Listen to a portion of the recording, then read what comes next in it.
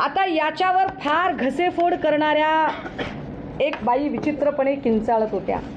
बाईंचा तसा तो नाद आहे, बाई तशाच वागत राहतात, बाईंच्या स्वभावाला औषध नाही आहे. परंतु मी अत्यंत नम्रपणे आणि जबाबदारीने सांगितलं पाहिजे. काल सोशल मीडियावर खूप धुमाकूळ चालू असताना अनेक लोक म्हणत होते की झोपडपट्टीतली भाषा वापरली, झोपडपट्टीसारखं बोललं जातंय. परंतु अत्यंत विनम्रतेने सांगितलं पाहिजे की झोपडपट्टीला सुद्धा एक क्लास असतो. झोपडपट्टीतली लोक काबाड कष्ट करतात, पण ती प्रामाणिकपणे स्वतःची रोजीरोटी मिळवतात.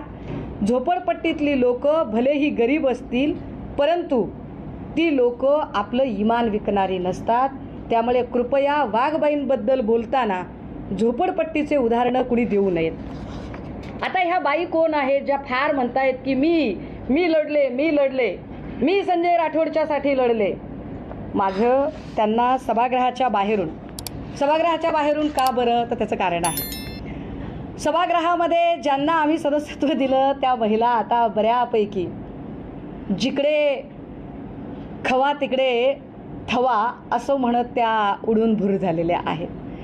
आणि प्रामाणिक पुरुष सदस्य ज्या वेळेला बोलतात त्यावेळेला भाजपा बायकांच्या आडून नथीतून तीर मारण्याचा प्रयत्न करतं आणि मग भाजपा बायकांच्या आडून व्हिक्टीम कार्ड खेळायचा प्रयत्न करतं. त्यामुळे भाजपाला उत्तर देण्यासाठी मला इथे पत्रकार परिषद घ्यावी लागेल. काल त्या विचित्रबाईने किंचाळत असं सांगितलं की उद्धव ठाकरेंनी क्लीन चिट दिली का नाही ते विचारा, उद्धव ठाकरेंना विचारा तुम्ही. खरं तर या बाई कधी काळी उद्धव ठाकरेंकडेही पक्षप्रवेशासाठी अगदी गडबडा लोळत आल्या होत्या. तो संदर्भ आता मला काढायचा नाही आहे. परंतु ज्यांना वाटतंय की उद्धव ठाकरेंनी क्लीन चिट दिली, जर तुम्ही त्या क्लीन चिटला